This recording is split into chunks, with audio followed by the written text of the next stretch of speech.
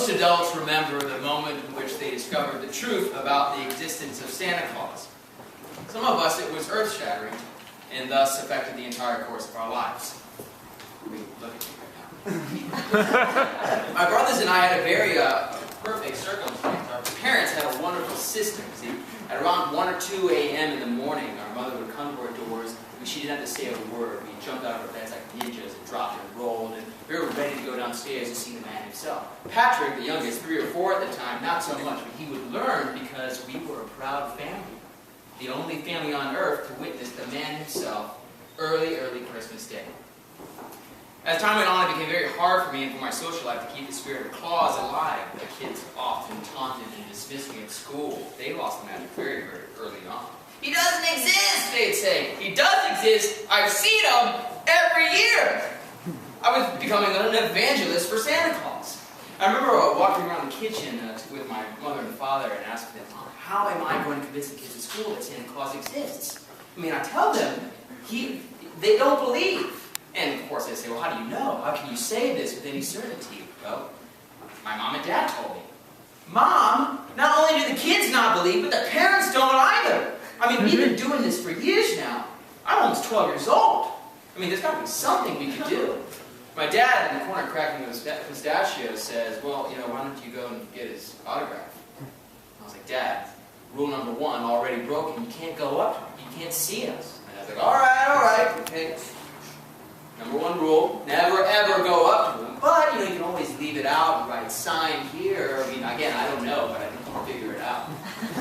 Next day, a fresh composition notebook is picked up for the sole purpose of obtaining the signature of Santa Claus. I bring it to school the next day and I show everyone, all the kids and everything. And you know what? They say, agreed, you get the signature, we'll believe it's Santa Claus. Year rolls around, summer comes. I leave it out right next to the milk and cookies. My brothers go to sleep, my mom comes to the door, she drags us out, and there he is, just suddenly putting our gifts under the tree. And then all of a sudden, a lightning flash would stream across our eyes. And this happened every year, right as the night was coming to an end. A gigantic flash would just blind us, and we'd fall back to our rooms in a state of Christmas ecstasy. I woke up the next day and I realized I had not seen Santa sign my book, so I dash out, I'm kicking my presents aside because I don't give a fuck about them this year. It's all about this fucking mom. And I go, and there it is before me, this breathtaking expose of ornate calligraphy. I mean, it looked ancient, pre-language, from God, or something. It was just very clear that no man on earth could write his name this way. So I bring it to class, first day of the new year, and I show it. Of course, some people were just astonished, and of course, the naysayers. Your dad probably did it. My dad cannot write like that. He probably did, though. That is Santa Claus' signature. But they didn't buy it. I was crushed. I was literally, my heart was just stomped. But I had a new plan. I was determined.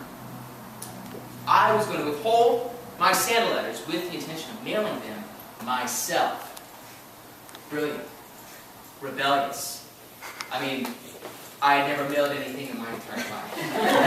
I was drunk with it, the power. I mean, I was almost 13, and it was about time.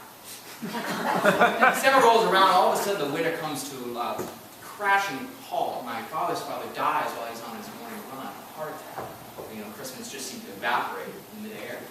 I'd never seen my dad so crushed before. He's literally weeping uncontrollably.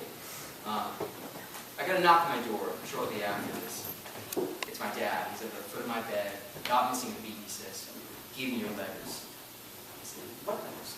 "You know what letters." "But Dad, I told you I need to mail them myself." I said, "Are you sure about that?" "I have to convince the kids at school that Santa Claus exists." A beat. "Listen," he says. "It's about time you knew. Santa Claus doesn't exist. I've been dressing up as Santa Claus since you were an infant. And then, of course, your brothers came along, and, well, when your mom and I saw the looks on their faces, we just decided this was the greatest thing on earth." After a while, I stopped listening to my dad because I was so pissed. I was literally defeated. I was crushed. I mean, my grandfather's dead. My dad's revealing himself as Santa Claus. I'm feeling the man himself. Not to mention the 2 or 3 years of humiliation every day of trying to convince these kids, that Santa Claus is real. I felt so alone. "Your brothers are still young. They don't need to know yet. They have a couple more years." I said, "Okay, I won't tell." "I have an idea," my dad says. Now, you don't have to go along with this, but I thought I'd ask you now. You can always say no, but would you be my elf?